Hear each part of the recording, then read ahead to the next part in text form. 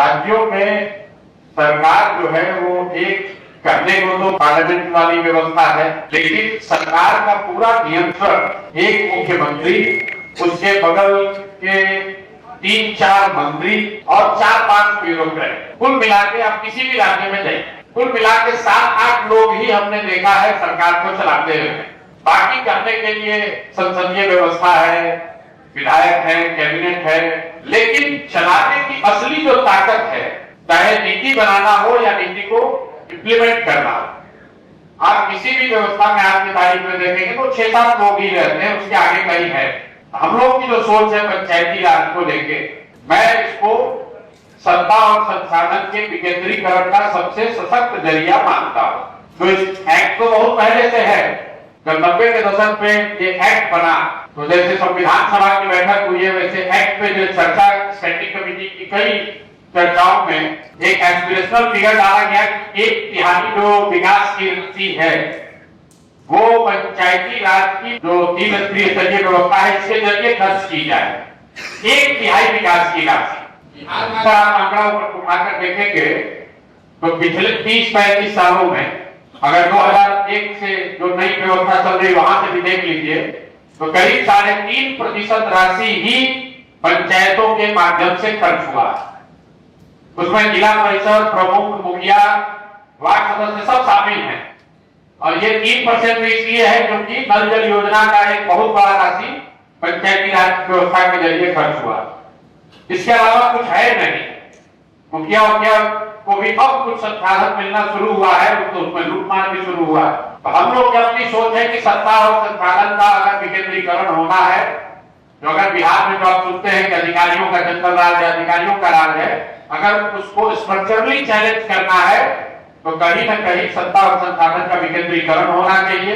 और एक दिन में ना ही सही, लेकिन 10 वर्ष का एक ब्लूप्रिंट होना चाहिए कि अगले 10 वर्ष में बिहार में 1/3 राशि जो है वो पंचायती राज की इंस्टीट्यूशंस के माध्यम से, संस्थाओं के माध्यम से, ग्राम सभा के माध्यम से खर्च की जाए। ये जिस दिन होगा तो अधिकारियों का प्रभाव अपने आप कम हो जाएगा। इतनी बड़ी आबादी, 13 करोड़ या 5 से भी ज्यादा बिहार की आबादी है, इतनी बड़ी आबादी के लिए सेक्रेटेरिएट में बैठे हुए 5 लोग सारा निर्णय ले रहे हैं। उन्होंने पत्र जारी किया, उनको मालूम है कि सड़क बनना है कि नाली बननी है, उनको मालूम है कि चापाकल लगना है कि नलका लगना है। पंचायत की, गांव की समस्या कुछ और है और पैसा किसी दूसरे फंड में भेज दिया। अभी आपने 2-3 साल पहले देखा होगा, 2 साल पहले जो लाइट लगाया जा रहा है, सोलर लाइट, दिल्ली महापटना में बैठ के किसी कॉन्ट्रैक्टर से डील कर लिया सोलर लाइट का, और सारे मुखिया जिलों को आदेश हुआ कि सोलर लाइट लग रहा है, अपने अपने फंड से भुगतान कर दी। तो पूरा जो कंट्रोल है वो 4-5 अफसर और मंत्रियों के पास है। नीतीश बाबू जब शुरू में आए तो उन्होंने थोड़ा बहुत इसको डिसेंट्रलाइज करना शुरू किया था। 2001 और 2006 में जो मुखिया लोग जीते हैं वो गवाह है इस बात के कि उस समय थोड़ा अधिकार आपके पास आया था। पहली बार बिहार में ग्राम सभा वगैरह शुरू हुआ था, लेकिन जैसे ही उसको इम्प्लीमेंट करने में लोगों को लगा तो हमारा पावर कुछ कम हो रहा है, तो धीरे धीरे वो सारे अधिकारियों ने अपने पास ले लिया। कुछ लोगों का तर्क ये है कि भैया विकेंद्रीकरण करने से चोरी बहुत होता है, नीचे लूट मार बहुत हो रहा है, बहुत ज्यादा लोग, मुखिया चोरी कर रहा है या जिला परिषद लोग चोरी कर रहे हैं, वार्ड सदस्य चोरी कर रहे हैं। और कई बार नागरिक के होने के नाते आपको हमको भी लगता है कि अरे यार इन लोगों को अगर दे दिया जाए अधिकार तो बड़ा लूट मचेगा, लेकिन इसके पीछे कैच है। आप उदाहरण देख लीजिए नल जल योजना का, 25,000 करोड़ की योजना, भारी पैमाने पर उसमें लूट हुआ, कहीं कोई काम नहीं हुआ। निश्चित तौर पर जो वार्ड सदस्य चुनकर आए उनकी भी उस लूट में भागीदारी थी, उन्होंने भी लूटने में जमकर हिस्सा लिया, लेकिन वार्ड सदस्य अकेले नहीं लूट रहे थे। वार्ड सदस्य के साथ वार्ड के सचिव जो नरोनी थे वो भी शामिल थे, कुछ मुखिया जी लोग भी शामिल थे और बड़े पैमाने पर सरकारी अफसर शामिल थे। सबसे बड़ा उस लूट का हिस्सा सरकार के अफसरों ने लिया। अब इसका परिणाम देखिए, नल जल योजना नहीं चली। पिछली बार जब पंचायत का चुनाव हुआ तो करीब 82% मुखिया और 90% से ज्यादा वार्ड सदस्य लोग चुनाव हार गए, क्योंकि जनता को यह मालूम है कि भाई बड़े पैमाने पर नल जल में लूट हुआ है, लेकिन कोई अधिकारी न जेल गया न पकड़ा गया। वो आज भी व्यवस्था में बना हुआ है, आज भी लूटपाट कर रहा है। तो ये अगर चुना हुआ प्रतिनिधि गलती कर भी दे तो कम से कम 5 वर्ष उसको जनता को जवाब देना है। इसलिए हर हालत में अधिकारियों का ये कहना कि अगर हम इसको डिसेंट्रलाइज कर देंगे, विकेंद्रीकरण कर देंगे तो चोरी बढ़ जाएगी, ये बिल्कुल गलत है। निचले स्तर पर जब विकेंद्रीकरण होगा तो निश्चित तौर पर मुखिया वार्ड सदस्य जो है एक बार गलती करेगा, 2 बार गलती करेगा, लेकिन धीरे धीरे जब समाज में जागरूकता हो जाए, लोगों को मालूम है कि पैसा आया है, तो मुखिया जी को, वार्ड सदस्य को कुछ न कुछ तो करना ही पड़ेगा। अगर पटना सेक्रेटेरिएट में बैठा हुआ आदमी सीधे 300, 400, 500 करोड़ में कमीशन ले लिया तो जनता को पता भी नहीं चलता है कि स्कीम आया है कि नहीं आया है। तो ये जो तर्क है ये सिर्फ और सिर्फ कंट्रोल को बनाए रखने के लिए है कि भैया हम डिसेंट्रलाइज नहीं करेंगे। अफसर अपना कंट्रोल छोड़ना नहीं चाहते हैं, मंत्री या मुख्यमंत्री सचिवालय अपना कंट्रोल कम नहीं करना चाहता है, इसीलिए विकेंद्रीकरण नहीं हो रहा है। अब इसी से जुड़ा हुआ मुद्दा है कि इसका राजनीतिकरण होना चाहिए कि नहीं होना चाहिए। क्यों दलगत आधार पर हम लोग कह रहे हैं कि चुनाव हो? दुर्गा बाबू ने कहा ठीक बात है, पंचायतों में जहां तक हो सके दलगत राजनीति से ऊपर उठ के अगर लोग चुन लिए जाते तो बेहतर विकल्प है। लेकिन 2 वजह से मुझे लगता है कि राजनीतिक दलों को देखना चाहिए कि क्यों ये चुनाव होना चाहिए। केरल में भी लोग दलगत चुनाव करा रहे हैं। क्यों करा रहे हैं? क्योंकि जो पंचायती व्यवस्था है इसका ideally it should act as an extension of the government, as an interface. कि भाई विधायक जी के एक्सटेंशन के तौर पर मुखिया जी हैं या जिला पार्षद है, एग्जीक्यूट करने के लिए सरकार और जनता के बीच इंटरफेस होना चाहिए। लेकिन क्योंकि दोनों का कोई राजनीतिक सरोकार नहीं है तो आज के तारीख में वो इंटरफेस नहीं होकर इंटरमीडिएरी बन गया।